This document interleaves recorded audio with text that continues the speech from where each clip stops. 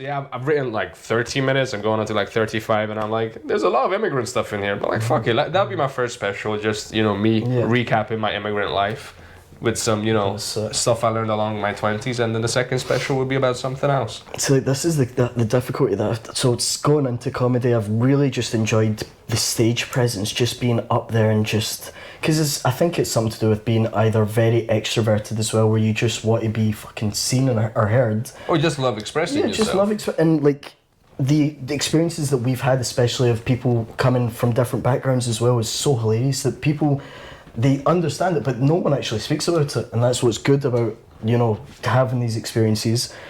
Bro, I've got like about an hour and a half of material that, like a full special, as you would say, but I can't like see some of the stuff that I've been talking about recently. I can't share it on my social media because my mum follows me as well.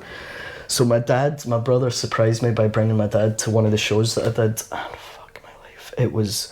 I couldn't change the topic, so I had... Because you already... Like, I already prepared this whole sketch about this woman in Amsterdam who was 6'3" and I couldn't reach, or blah, blah, but put it that way, right? And my dad...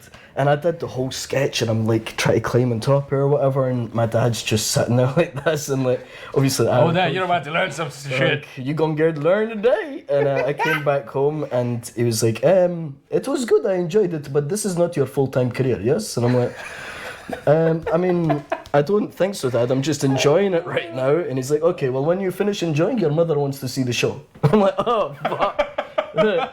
So that's when I showed her the part of that I said about her accent, and she's like, "Oh, the fucking asshole!" Like, but. Oh yeah, no, my family has not seen my stand up. One, most of them don't speak English fluently. My dad does a little bit because he's lived here for about 5 years. But yeah, they recently saw a clip, and I'm swearing in it, and he's like, so my stepmom was like, "What's he talking about?" And they were like, they were talking to me. I was like, "Oh yeah, we saw one of your clips," and she said, "Oh, by the way, what was it about?"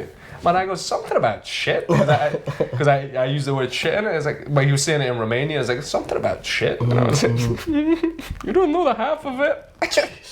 Yeah, man, I can't because a lot of the experiences that I've had as well has been, or some of the stuff that I've spoken about most recently has been women experiences, like Hispanic women that I met in Texas, or like just from travelling around the world always, because you're going to have these experiences, and it's not that my parents still think I'm a virgin, but it's just that I would never have that chat. They don't know you're a slag. Well, I'm not a slag, bro. I'm just a single man. I'm just a guy with 2 legs and a dick trying to live his life. Like, that's that. Yeah, we're a bunch of slags, let's be honest. Yeah, something like that. But yeah, man, it's hilarious. The comedy though, it's incredible. Like, I was gonna ask before, because obviously we're saving the main event is you wanted to tell you that story, but there's we want to so get to know you a little bit about, as well. yeah. So it's just about how you ended up in comedy, and yeah. So do you want the true story of how comedy had actually started? Because it's a bit interesting, obviously. Is that the story of the Australian chick? Yeah, something like that. Yeah, there was. Go on. I mean, listen. If it gets really bad, I have to censor it. You have to censor it. So does it get vicious? It doesn't get vicious like that. It's obviously just life experiences. So like, I'm in Australia. I'm working my regular job, the came engineering job, and it was my friend's the shagger. Let's go. It was it's nothing even like it. It's even worse, man. And I've came back to Melbourne because I was based in Sydney at the time, and I'm there for my mate's birthday, and we used to call him the Doc. I knew him from Qatar as well, right? But I used to call him the Doc because he was our scout leader. Like when you were going to do something, he would he's your shaman, if you must, right? So he gave us all an 1/8 of acid, as you do. Right? I don't know if which is legal. Which is legal. So this is my okay. But so we had. Maybe don't name the people that gave you the acid. The Doc. I called him the Doc. But so we experimented. Let's put it that way, because Australia there's so much shit floating about, and off of the. Like for the record, you never sold any of this stuff. You only consumed. No, of course. So that means you're not doing anything illegal. Bro, it was just a life experience. I wanted to try everything once. That's why I sort of went to these areas. It's mine, sorry. And so I'd dabbled, blah blah, and we were at some sort of, it was a volcano party, I think they called it. They even made a fake volcano that erupted. Right. And it's like a full like conquest, you're enjoying your life and shit. Right. Cut long story short, the next day on less sleep, we drank a lot of vodka, had Japanese food all you can eat, sitting at the beach all day in the sun, so you're dehydrated and whatnot, and I think we had a weed brownie each, like we all just ate one. This is just, this is Yes, I know. it's heading for a disaster. I can feel it. But like at the end of that, for some reason, me and this chick are just hanging out, and we've just started hearing like this not like We Will Rock You, but like and we're like, can you hear that? And she could hear the same thing that I could hear.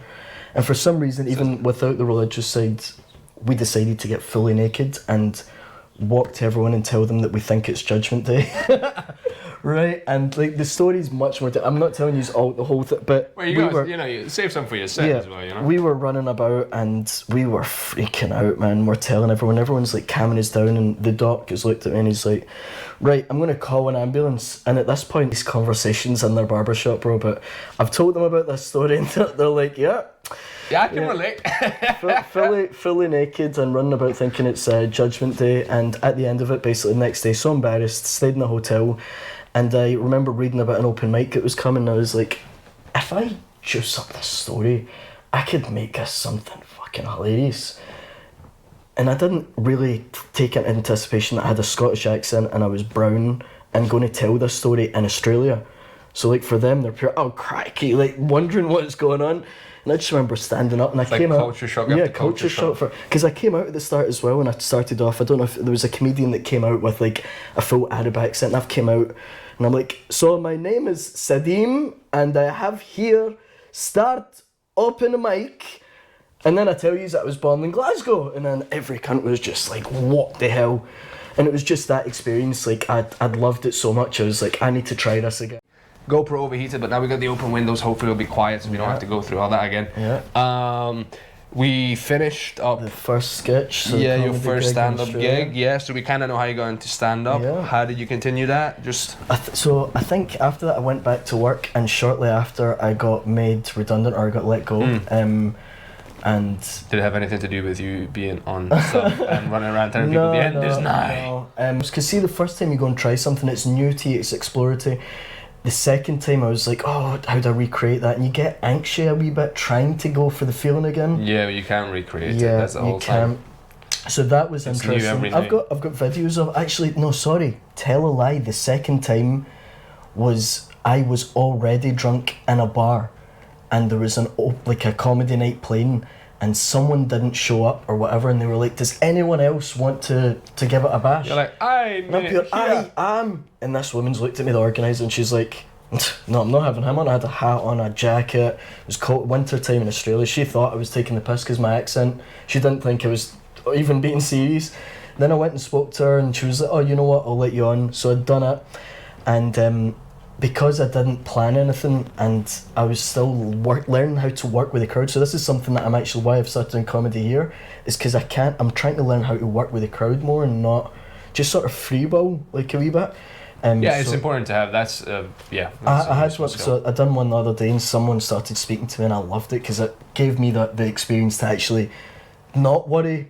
Which is, I think, for comics, like we all have our own style, you know, and each person going out your comfort zone is the best thing you can do. And you're going out of your comfort zone in front of people. Exactly. So that second time I was way out of my comfort zone, obviously, and I'm just talking, people are enjoying it, but then I got a mind blank. I'm like, anywho, so do any's like music? And they're pure, yeah. So I started singing, I think it was Justin Timberlake's Senorita, and I had the whole crowd singing with me. So it's like, well, if it all goes to shit, then I can sing, you know what I mean? Fair enough. But yeah, that was. So by the end of it, you're like twerking. You're like, yeah. I can't even twerk. But yeah, I attempted to put that past me. I think I did the worm as well. So I tore my ACL the second time in a dance battle. So you're a dancer as well. Yeah, TTP in it, the total package. If I was 6 foot, everybody would be pregnant. I genuinely believe that. I'm good. But yeah, so I do dancing, singing, music. Dancing, singing, and comedy. But I mean, I've always just wanted the spotlight, bro. That's it. Like since I was young, like I think our personalities. Yeah. We just make noise for the sake of making noise. But no, just because we love it, we entertain ourselves. Yeah, that's it.